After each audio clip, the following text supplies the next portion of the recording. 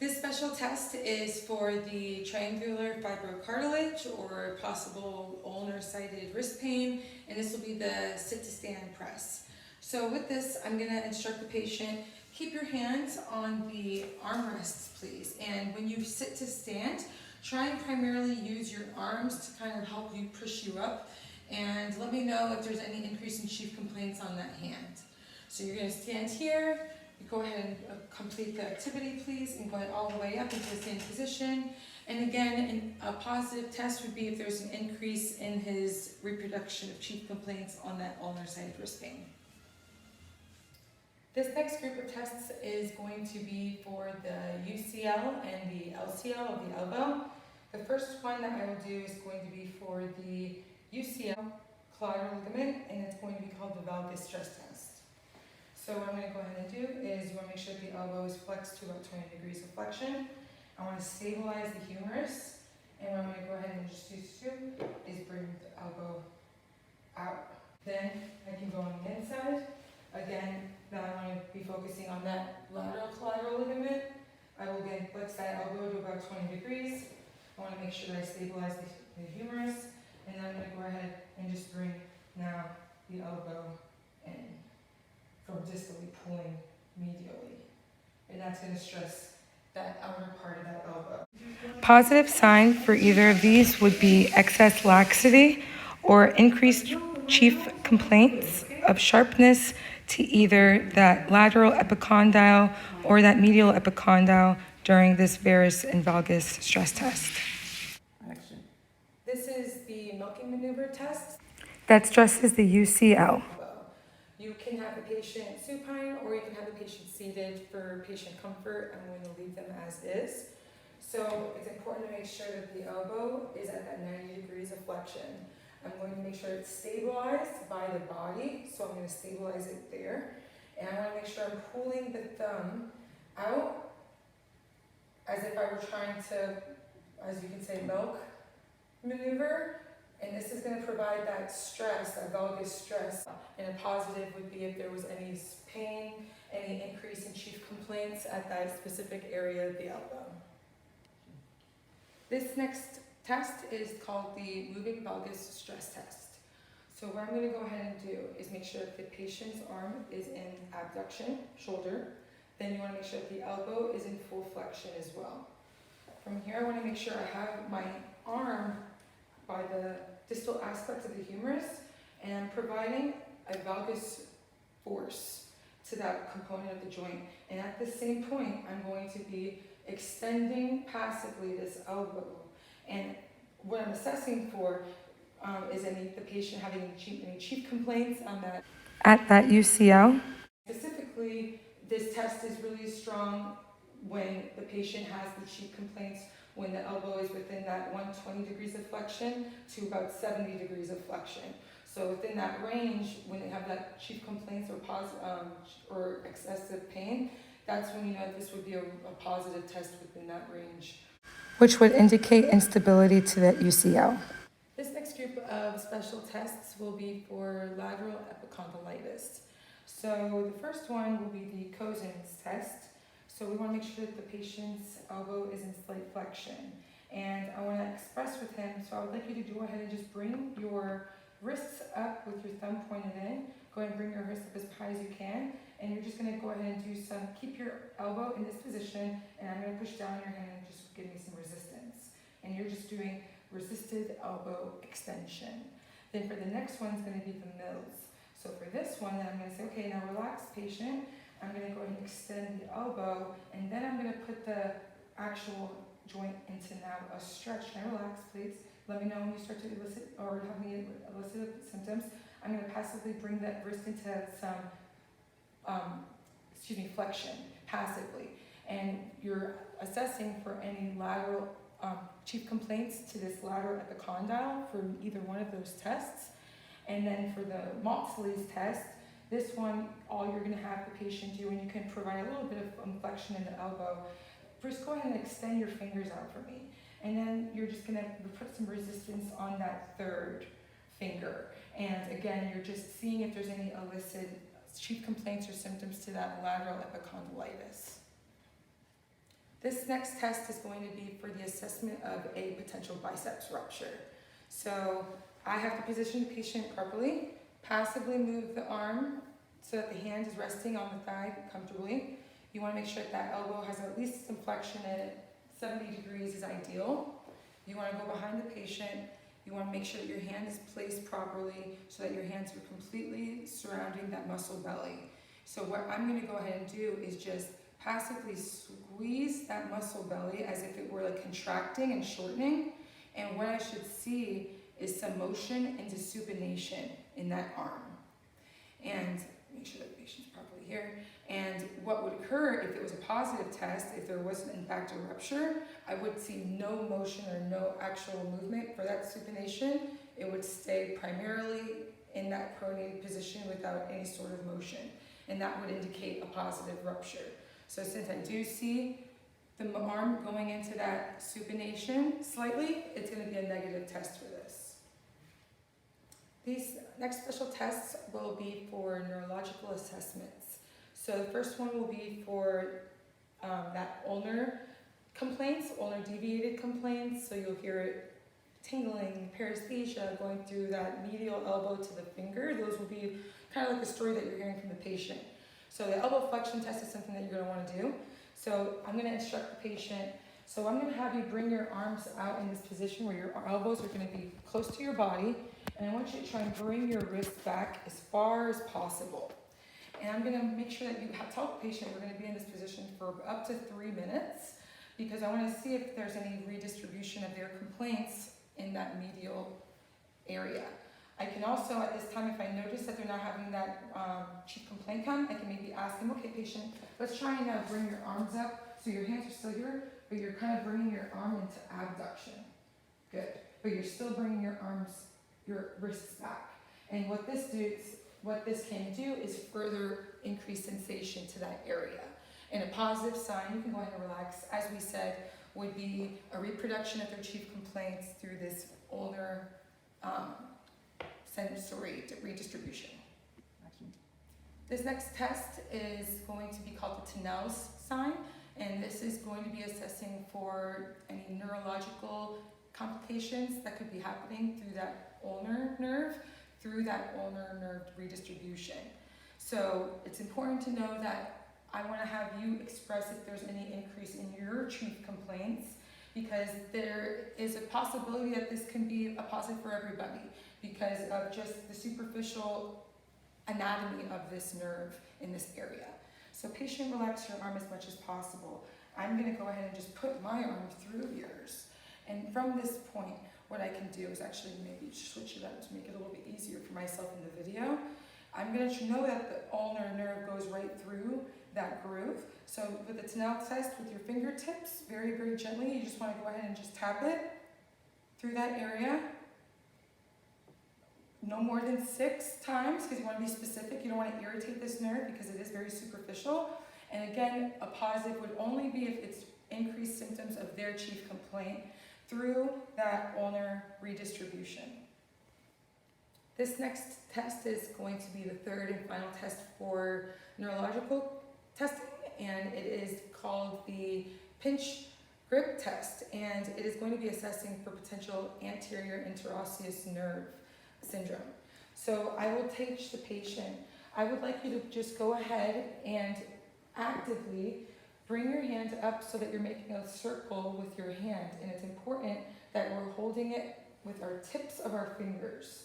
And I want us to try and hold this for a few moments. And I'm really assessing to make sure that they're holding this position nice and strong. I want to make sure that there's no sliding or any weakness moving it so that it's now pad to tip within either the index or the thumb.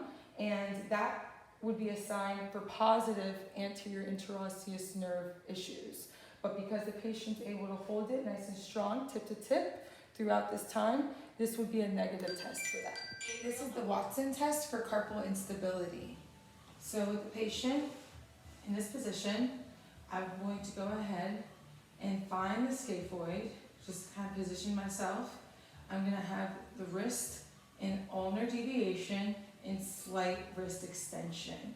So from here, I want to go ahead and apply a dorsal pressure to that scaphoid to in the dorsal direction. So I'm pushing a volar pressure to the dorsal direction with through the scaphoid.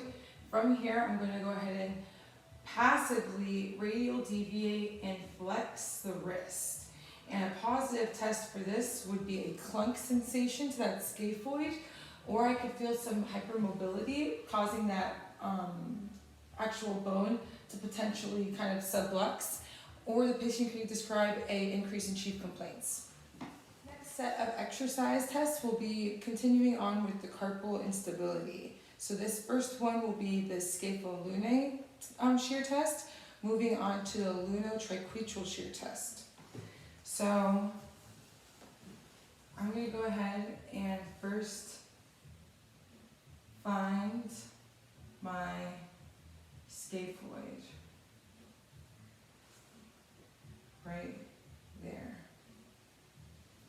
So with the patient in this position, thank you. So I'm on the scaphoid with my left hand, and now I want to go ahead and find the lunate. So I'm going to go down the third, find that capitate. I'm kind of verifying because making sure that it goes up. Then from there, I'm going to go proximal and slightly ulnar. And now I know that I'm going to be on the lunate. I just push down to confirm that that bone is moving, which it is. So now that I'm in between both bones, I can go ahead and try and verify that this is kind of the chief complaint for the patient. So I will move one in that dorsal pressure position, pushing it volarly with the lunate with my right, and I can kind of verify if there's any hypermobility. Then I can kind of push it now from volar to dorsal, seeing if there's hypermobility in this direction. So now moving on to my left hand, I can do the same thing, pushing it from dorsal to palmar, and then I can move from palmar to dorsal, so kind of like that forward from my index to my thumb. And again, what I'm assessing is I'm increasing the patient's chief complaints, or I could have that increased hypermobility. From here, as we said, I can then, since I'm already in this position, I want to go ahead and verify it's not coming from the lunotriquetral. So moving my left hand that was on the scaphoid, I can now move it in place on that lunate with my other hand, and now I need to find the triquetral. So the way that I like to do this is I can find that ulnar styloid process. Then from the ulnar styloid process, I can honestly just go proximal, and that's where I'm on the triquetral. And the way that I can verify that is moving my fingers slightly more ulnarly, and then I can feel the pisiform right on top of that triquetral. So from here, now I got my 2 points. I'm doing the exact same thing, but now with 2 different points. So let me start with now my triquetral, going from volar to dorsal, moving my index finger slightly forward. I can assess for that hypermobility, being very careful not to be pushing too hard. Again, now from my thumb to my index finger on that triquetrum, and we're going from that volar direction from dorsal to volar. Now again, I can go ahead and move again from my lunate with my left, again going from, going from that dorsal to volar direction, and now from pushing from my index to my thumb on that bone from that dorsal to dorsal direction. Again, same thing, assessing for that hypermobility or assessing for any chief complaints and pain. Sorry if I was pushing too hard. This next test for carpal instability is called the Lickman test, and I apologize if I mispronounced that, but this is going to be for more of that proximal row for the carpals. So first thing I have the patient is in proper positioning in this pronated position. From here, I can go ahead and find this capitate carpal. Verify a moment. Then I'm going to go ahead and have the patient and keep your arm in this position of flexion, because I'm going to move your wrist to make sure that your arm's not moving with it. Good. So I'm going to put the patient in some radial deviation. From here, I want to apply some pressure down on that capitate, and I want to apply some axial load to the wrist. At the same time, I'm going to go ahead and ulnarly deviate that wrist while I'm applying that pressure down the capitate. And what I should feel, if this is a positive, is the sublux or some hypermobility of those proximal row of the carpals on the distal row. Or I can have the patient complain of that chief complaint pain with that same hypermobility or subluxation of that row of carpals, which would be a positive sign. This last special test for carpal instability is going to be called the finger extension test. So with the patient seated, I'm going to ask you to go into this position, so pronated for us. Make sure that the patient is relaxed so that their wrist is in slight flexion, as well as their MCP joint. From here, what I'm going to ask them to do is I'm going to put my hands on this distal row, and I'm going to ask them just to resist me pushing into them. And a positive for this test would be if there's an increase in chief complaints of symptoms or pain from which they came in for. This first special test for bone and joint integrity is going to be called the grind test. So what I'm going to go ahead and do is have the patient relaxed on the table. And I'm just going to go ahead and stabilize the thumb proximally. And what I'm going to go ahead and do is with my left hand, I'm just going to go ahead and bring an axial load to that joint. And you can move it to the medial side, move it to the lateral side, back and forth. And what I'm assessing for is any type of chief complaints from the patient increasing. I can also feel like the grinding from the crepitus in the joint, and those are going to be positive tests for this. Moving along in the bone and joint integrity special tests will be the piano key sign, and then we'll also move on to the distal radial ulnar joint stress test. So let's move on to the piano key sign. So I'm going to have the patient relaxed with their hand completely on the table. And with my thumb, I want to go ahead and palpate and find that distal ulna. And what I'll do is I'm just going to push down with an axial load. And what this does is it creates that shear, and things that I can find that will make this a positive test will be an increase in chief complaints from the patient from what they came in for. The next test that I can do to stress this area will be the distal radial ulnar joint stress test. So what I can have the patient do is have their arm nice and relaxed onto the table as such. Then I want to make sure that I'm stabilizing the distal radial aspect, and I'm going to be mobilizing the distal ulnar aspect. So with making sure that I can move it anterior to posterior. And what I'm assuming, and what good, a nice posterior force and then a nice anterior force while I'm stabilizing the radial side. And what I'm assessing for here is again any increase in those chief complaints from what they came into on specifically that joint aspect. This will be the last special test under the group for bone and joint integrity special tests. And this will be for the UCL of the thumb, or you can say the gamekeeper's injury, whichever.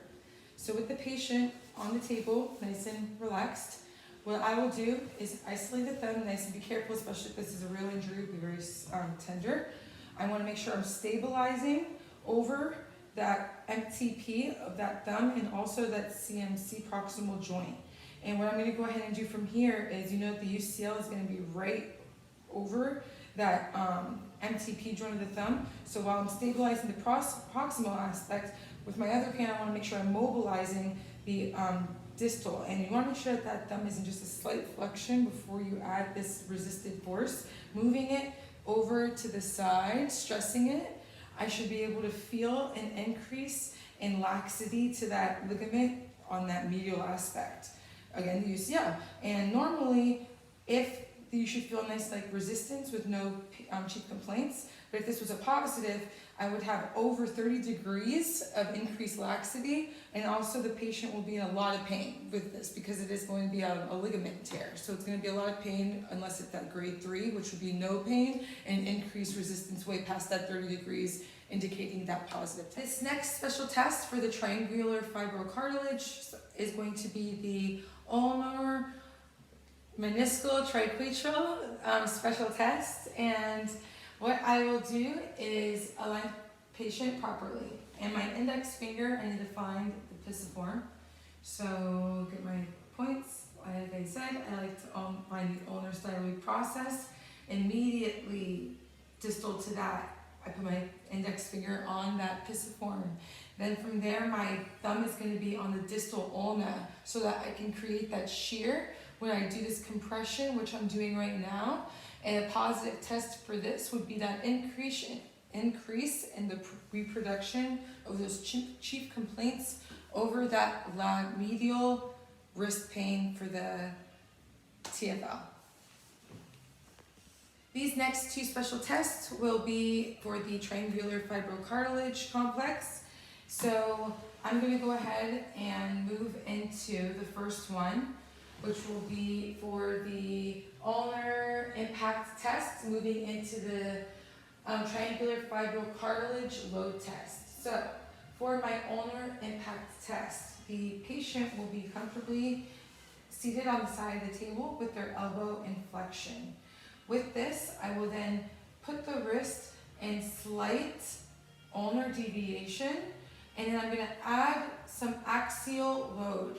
And what this does is it creates compression over that fourth and that fifth MCP, and that's going to cause that triangular fibrocartilage to be compressed, which will then increase symptoms of their reproduction of pain, which would be a positive test for that.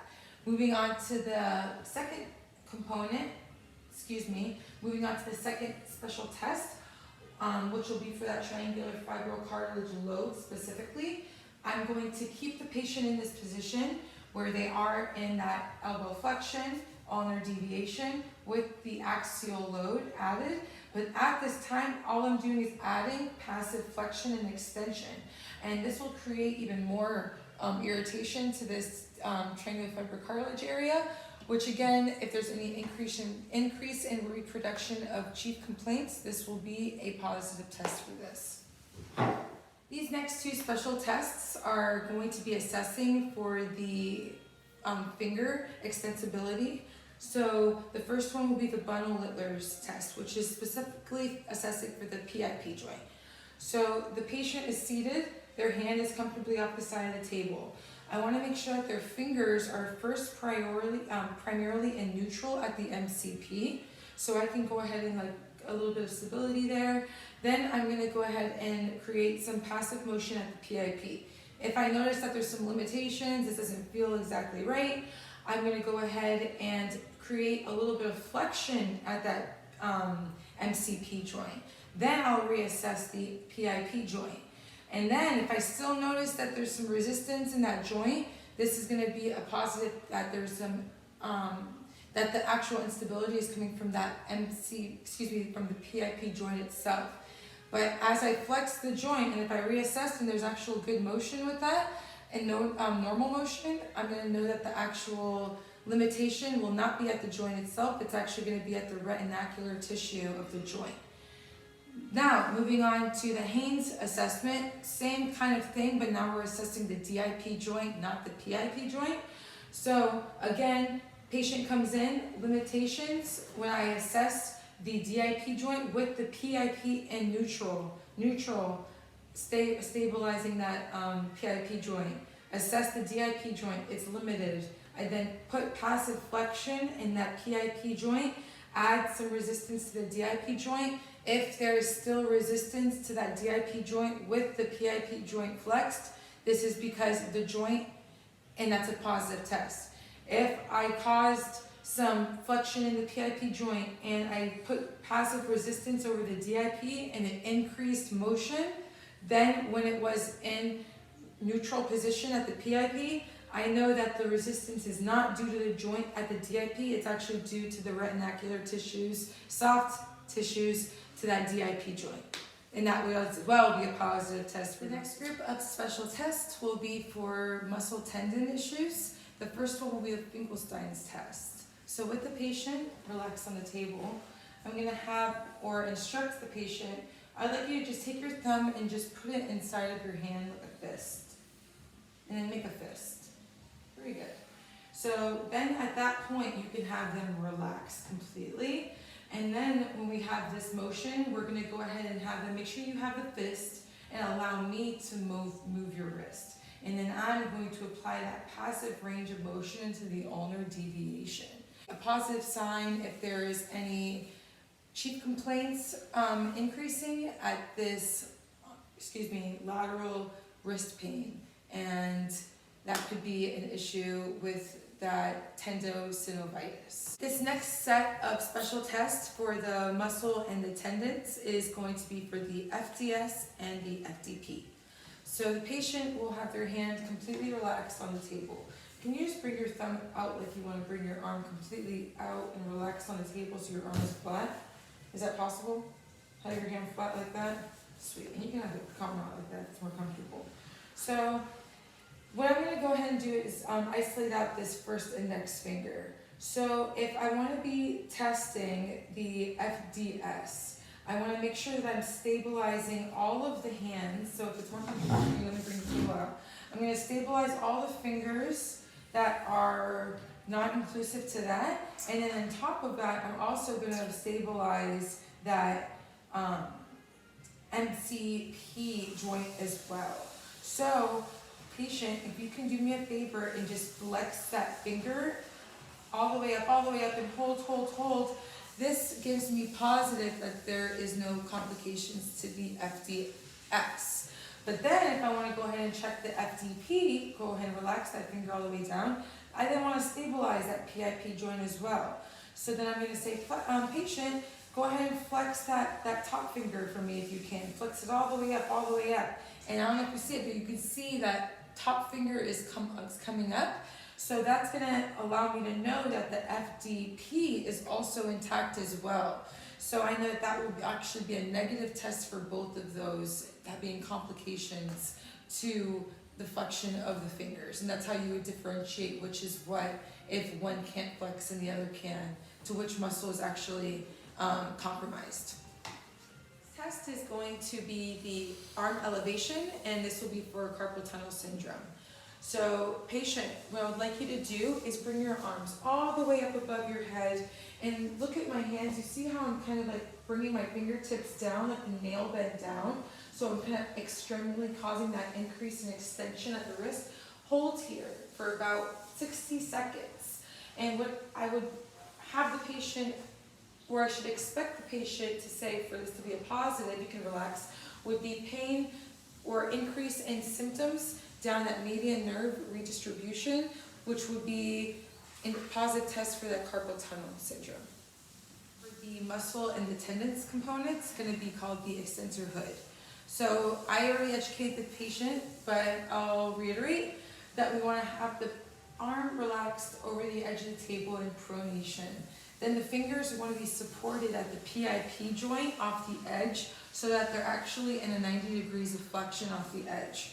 From there, I can give some support to stabilize the proximal end. And I'm just going to say, okay, patient, try and extend those fingers at that joint and with, against my resistance. And I'm going to resist, and I'm going to see if there's any weakness or any increase in chief complaints or reproduction of the symptoms that they came in with, and that will make this a positive test for carpal tunnel syndrome. And I'm going to align these two together, and the first one will be that compression test. So I will have the patient relax with their arm on the table. And I'm going to back this up just slightly so it's a little more comfortable for them. And make sure that your hand is nice and relaxed, just like that. And I want to make sure that I have my patient relaxed and describe. I'm just going to go ahead and put my two fingers stocked up like dummy fingers. And I'm going to push down right above that median nerve, right when it crosses over that joint. And I'm just going to press some pressure here. And what I'm looking for this to be a positive test would be increase in symptoms of that tingling and numbness down that median nerve redistribution. Another test I could do to follow this could be the Snell tap. Again, same exact area over that median nerve redistribution, but instead of doing a dummy fingered compression, I'm simply doing a tap. And no more than 6, make sure that you're doing it nice and exact. And again, I'm just tapping 1, 2, 3, up to 6 times. And when I tap over that median nerve, a positive sign would be any chief complaints that the patient tells me of increasing reproduction of symptoms of that tingling and numbness down that median nerve redistribution. For any of these tests, I want to make sure that I'm comparing bilaterally to the unaffected side. This next group of exercise actually have you in this. So I'm going to have you like this, and I'm going to have to educate you. So let me get the cup. I need the...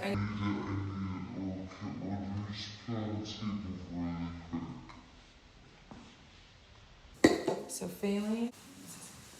This next group of exercises or special tests, will be for carpal tunnel syndrome. So I'm going to go ahead and educate on the reverse failings and the failings and group those together at this point. So these will be tests for carpal tunnel. So I want to go ahead and instruct the patient at the proper positioning. So the first one will be for the failings exam. So patient, if I can just have you bring your hands up, and you're going to bring your hands together like you're giving yourself a nice high five. Point your fingers down at this point. And then what I would like you to do is kind of put a little bit of pressure together, not pushing together too much, but a little bit of resistance. And then you're going to just go ahead and point your elbows down.